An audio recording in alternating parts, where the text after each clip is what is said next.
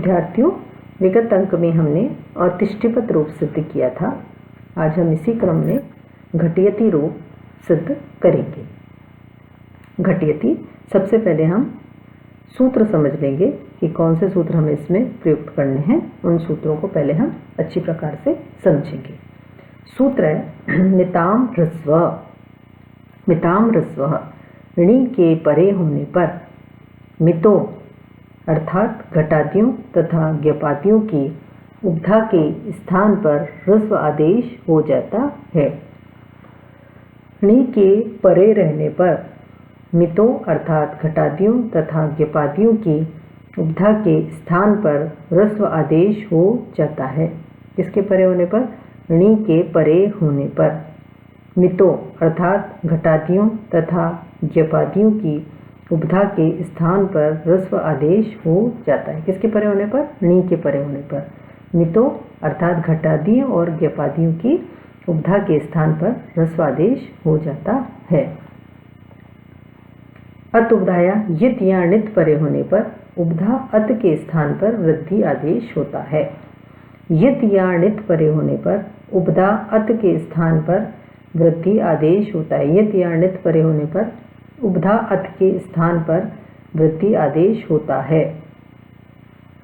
यित या णित परे होने पर उपधा अत के स्थान पर वृद्धि यानी घटियती है। तो यहाँ पर जब हम डिच प्रत्यय का प्रयोग करेंगे तो वृद्धि हो जाएगी, आदि वृद्धि होकर घाट हो जाएगा। घट की उपधा क्या है? अ, इसको वृद्धि हो जाएगी आ, घाट। तो मिताम ह्रस्व सूत्र तो कहता है णी परे होने पर मितो, मितो अर्थात घटादियों और ज्ञपादियों की उपधा के स्थान पर ह्रस्व आदेश होता है। उपधा आप जानते ही हैं, अलो अंत्यात पूर्व उपधा, अंतिम अल से ठीक पूर्व वाला वर्ण उपधा होता है। तो यहाँ पर णी के परे होने पर घटादियों और ज्ञपादियों की उपधा के स्थान पर ह्रस्व आदेश करेगा, यानी घट की उपधा को ह्रस्व करेगा। घट की उपधा क्या है? घ का अ, इसको ह्रस्व कर देगा। और अत उपधाय सूत्र जो है यित या णित परे होने पर उपधा अत के स्थान पर वृद्धि आदेश करता है। यित या णित परे होने पर उपधा अत के स्थान पर वृद्धि आदेश करेगा। और मिताम ह्रस्व सूत्र णी के परे होने पर घटादियों और ज्ञपादियों की उपधा के स्थान पर ह्रस्व आदेश करता है। अब कैसे करते हैं दोनों सूत्र कार्य, ये हम देखेंगे, सिद्ध करेंगे जब घट से घटियती रूप बनाना है। यहाँ पर घट धातु से हेतुमतिच्य सूत्र से प्रेरणा अर्थ में हमने यहाँ पर णिच प्रत्यय का प्रयोग किया। हेतुमतिच्य सूत्र से प्रेरणा अर्थ में णिच प्रत्यय का प्रयोग किया। घट और ई, घट और ई। अब यहाँ पर घट और ई जब हमारा णिच में से ई शेष रहा, णिच में से ई शेष कैसे रहेगा? च की हलंत्यम से इत संज्ञा और ण की चुटु सूत्र से इत संज्ञा हो जाएगी। तो ई शेष रहेगा घट और ई। अब अत उपधाया से यहाँ पर णिच परे रहने पर उपधा को वृद्धि आदेश होती है। अत उपधाया से णिच परे होने पर उपधा को वृद्धि आदेश होती है। उपधा क्या है घट में? मैं आपको बता चुकी हूँ, घ का अ, इसको वृद्धि क्या होगी? आ, घाट और ई मिला देंगे तो क्या हो जाएगा? घाटी। तो सर्वप्रथम घट से हमने हेतुमतिच्य सूत्र से प्रेरणा अर्थ में णिच प्रत्यय किया, घट और ई। अत उपधाया से णिच परे होने पर उपधा को हमने वृद्धि आदेश किया, घाट और ई। मिताम ह्रस्व सूत्र से घट धातु जो मित है इसकी उपधा को हमने पुनः ह्रस्व किया। उपधा को ह्रस्व क्या हो जाएगी? घाटी में उपधा क्या है? घ का आ, इसको पुनः ह्रस्व कर दिया तो पुनः रूप क्या बन जाएगा? घटी। तो प्रक्रिया वही रहेगी। पहले घट धातु से हमने णिच प्रत्यय किया हेतुमतिच्य से, णिच में से अनुबंध होने पर ई बचा। अत उपधाया से णिच परे होने पर उपधा को वृद्धि किया। तो क्योंकि अत उपधाया सूत्र क्या कहता है? णित या यित परे होने पर। हमने निच में ण की संज्ञा करी तो नित पर है, इसलिए यहाँ पर वृद्धि होगी घट की। उपधा को वृद्धि, अ को आकर घाट और ई संयुक्त करा घाटी। अब पुनः मिताम्र स्व कहता है घटादियों और ज्ञपादियों की उपधा को ह्रस्व करो, तो जो यहाँ पर आ है घाटी में जो आ उपधा है उसको पुनः ह्रस्व हो जाएगा और ह्रस्व होकर पुनः घटी रूप बन जाएगा। अब हमें घटी के रूप चलाने, जैसे हमने भावी के और स्थापी के रूप चलाए थे, तो इनको रूप चलाने के लिए पहले हमको क्या बनाना पड़ेगा, धातु बनाने के लिए कौन सा सूत्र लगाएंगे हम, सनाध्यंता धात्वः।